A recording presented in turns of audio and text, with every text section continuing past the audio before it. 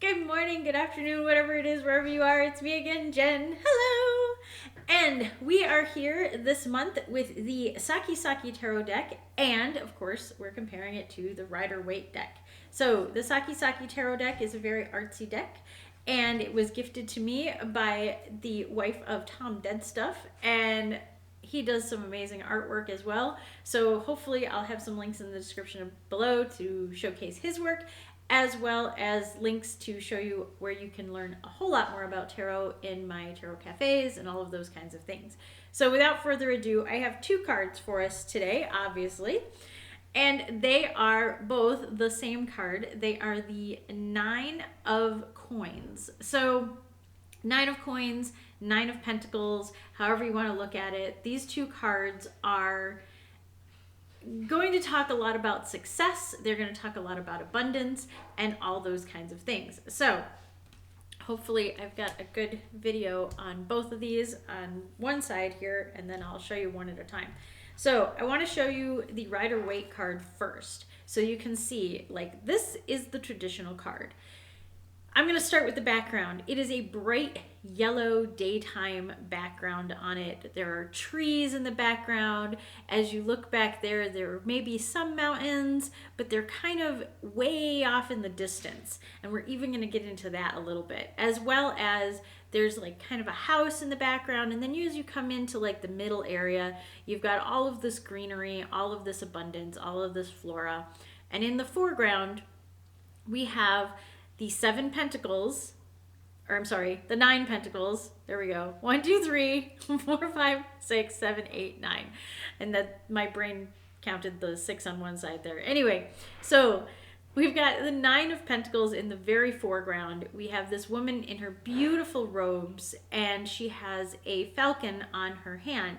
This is super important that it's a falcon. So falconry is a very difficult, we'll call it a sport, because it is definitely physically taxing as well as mentally taxing. You have to train these birds, one, not to attack you, and also not to eat or steal the prey that you have them going after. So they are trained to go out, hunt for you, and bring back this prey.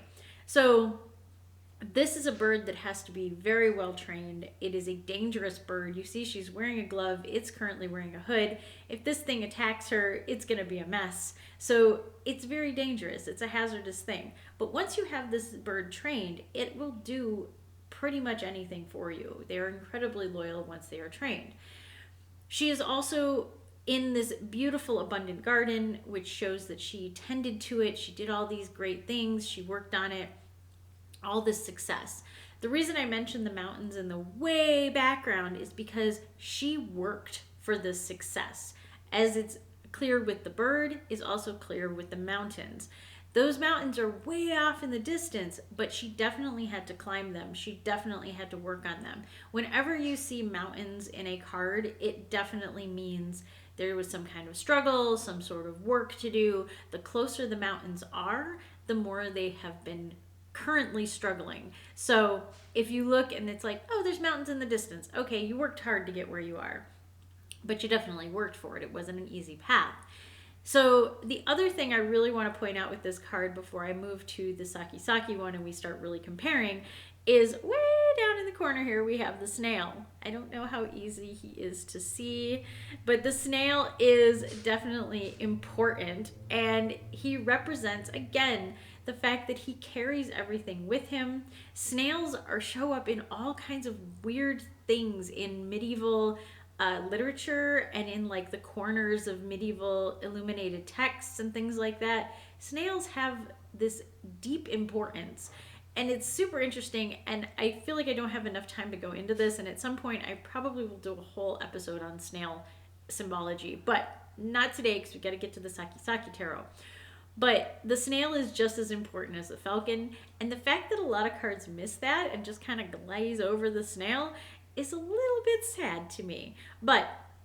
And of course, we have the discs in the front ground here as well to represent that, yes, there are pentacles. This is the suit of pentacles. It is clear they are represented.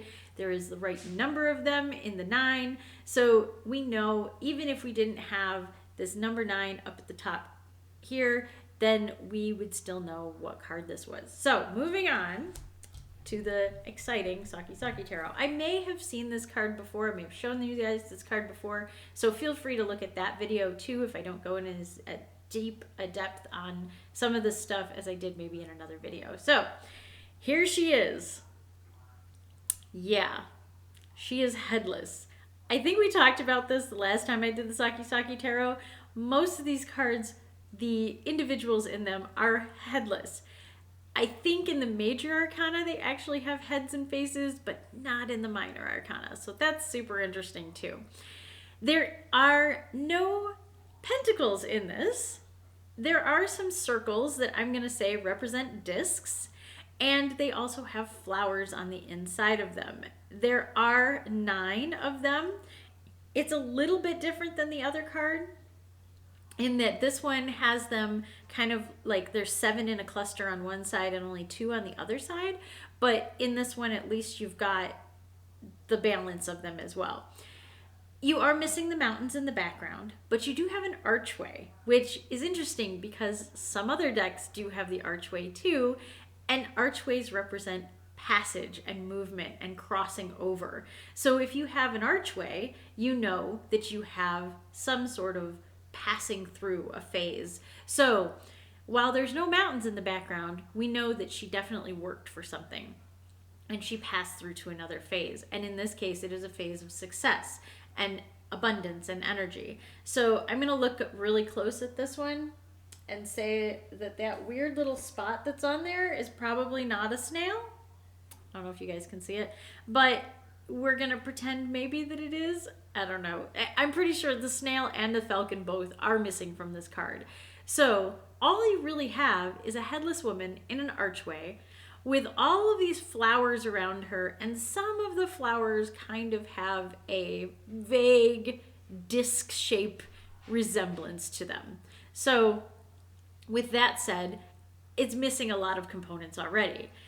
You have the spiral at her feet, which again is a process. It's processing something. Labyrinths are traditionally used to process thought or process ideas or meditation. So the fact that she's working her way in this means that yes, she worked for it. She traveled through it. She had to contemplate things. It wasn't an easy path. It wasn't a straight line. It's a constant growth process with success. Because once you have it, you have to keep working on it. So I do like this card. I do like the fun energy of it. If you are new to tarot, you probably are going to need a lot of guidance with respect to what this card is trying to show you. I think with the abundance of the pentacles on there, we know that 9s are the end, getting close to the end of the story with the pip cards. So you've got, you know, basically 2 through 9 are the processing. The ace is the beginning and the 10 is what happens at the end. So the 9 is our culmination of that. She looks happy, even though she's kind of headless right here. I'm not sure what to feel about that. I do notice that she has an envelope in her hand. I genuinely have no idea how to interpret that. That could be more money. It could be a packet of seeds. It's so artistic that I'm not really sure what to make of it. That said, if you guys have any idea what that might be, let me know. Leave a comment. I'm always welcome to that. I love adding other people's interpretation to that. The other thing I want to point out with this deck that is different and is not represented in the traditional Rider-Waite Tarot, but sticks to the rules, shall we say, of the Rider-Waite Tarot, is in the bottom corner of this. We have 2 symbols. One of them is Taurus and the other is Virgo. And again, talk to my friend Ra, who is an amazing astrologer, about what those 2 things mean. But briefly, for our purposes, the Taurus representation and the Venus representation on there are what we would lean into as these are the energies of this card. So the the Virgo energy, all over the place I think with this one. Anyway, the Virgo energy on this is definitely that energy of everything in its place, everything needs to be organized, I worked for my success, that kind of thing. again, I will let somebody who actually knows astrology go deeper into that, but Virgo is the energy of this card. And then the Venus energy on this is definitely feminine. It's the energy of womanhood and all of those kinds of things, but also success and abundance, and very big on the abundance side of things. So that said, we have these two cards that are very much the same, even though they're very different. And do I like them both? Absolutely. Do I love the fact that the Sakki Sakki one is very artistic and very unique and is something that I think people will look at and go, wow, that's really fun. And also, if you're doing a tarot reading at like a party or something like that, and most of the people don't really want to go into the deeper details of things, this is going to be something more up their alley. Whereas if you're going to something like possibly a psychic fair or something that's a little more sincere and you want to show that you are a professional and you know what you're doing, you probably want to take the Rider-Waite deck on this case. But this is a really fun deck. I'm excited to tell you guys more about it. And until next time, stay safe, stay happy, stay healthy. And if you're interested in anything else tarot related, check out the links in the description below. And I hope to see you at Tarot Cafe and in the next video.